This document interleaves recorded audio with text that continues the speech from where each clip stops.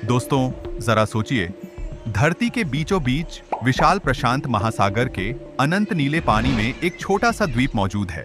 इसका नाम है ईस्टर आइलैंड, जिसे स्थानीय लोग रापा नुई कहते हैं। लेकिन सबसे चौंकाने वाली बात यह है कि यह द्वीप दुनिया के सबसे अलग थलग आबाद द्वीपों में गिना जाता है। इसके सबसे नजदीकी आबाद जगह है पिटकैर्न आइलैंड, जो यहाँ से लगभग 2000 किलोमीटर दूर है, और वहाँ भी मुश्किल से 50-60 लोग रहते हैं। अगर आप बड़े शहर या सभ्यता की बात करें तो वो आपको मिलेगा चिल्ली के तट पर, जो यहाँ से पूरे 3500 किलोमीटर की दूरी पर है। सोचिए, समुद्र के बीचों बीच एक द्वीप, चारों तरफ हजारों किलोमीटर तक सिर्फ पानी और पानी, और इसी सुनसान रहस्यमयी जगह पर खड़े हैं सैकड़ों पत्थर के विशाल चेहरे, जिन्हें हम मोआई स्टैच्यूज कहते हैं।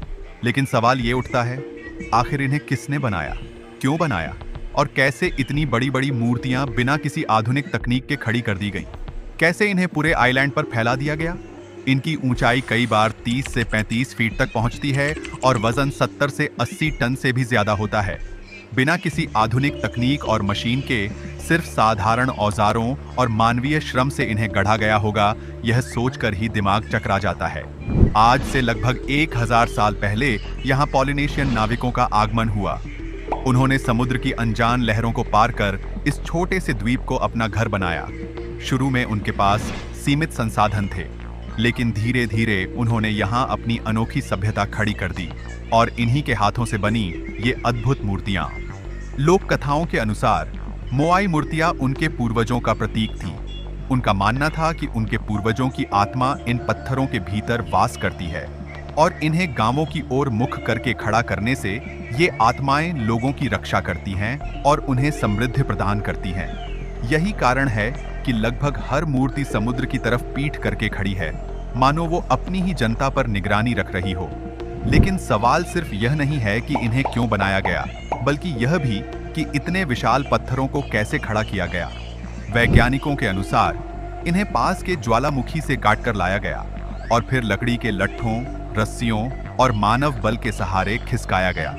कुछ रिसर्च यह भी बताती हैं कि इन मूर्तियों को धीरे धीरे झुलाते हुए सीधा चलाकर उनकी जगह पर पहुंचाया गया, पर सच्चाई आज भी पूरी तरह से साफ नहीं है।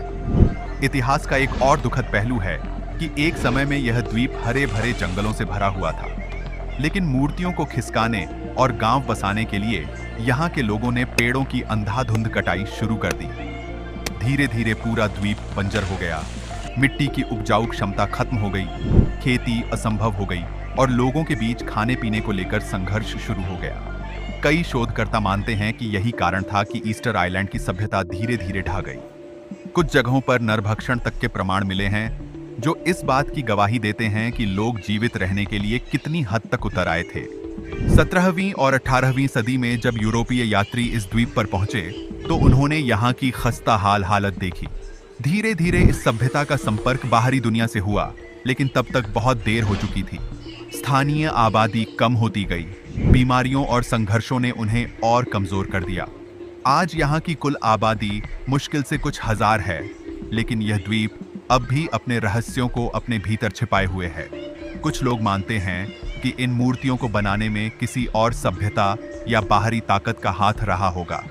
यहाँ तक कि एलियंस तक का नाम लिया जाता है, लेकिन पुरातत्वविद और इतिहासकार इस बात पर सहमत हैं कि यह काम पूरी तरह इंसानों का था, और यह इस बात का प्रमाण है कि अगर इंसान ठान ले तो किसी भी असंभव काम को संभव कर सकता है। ईस्टर आइलैंड आज एक टूरिस्ट डेस्टिनेशन है, जहां हर साल हजारों लोग इन विशाल पत्थरों को देखने आते हैं। लेकिन इसके साथ साथ ये हमें एक चेतावनी भी देता है। एक सभ्यता जिसने प्रकृति का संतुलन बिगाड़ा, अपने संसाधनों का बेवजह दोहन किया, और अंततः अपने ही हाथों अपनी तबाही लिख डाली।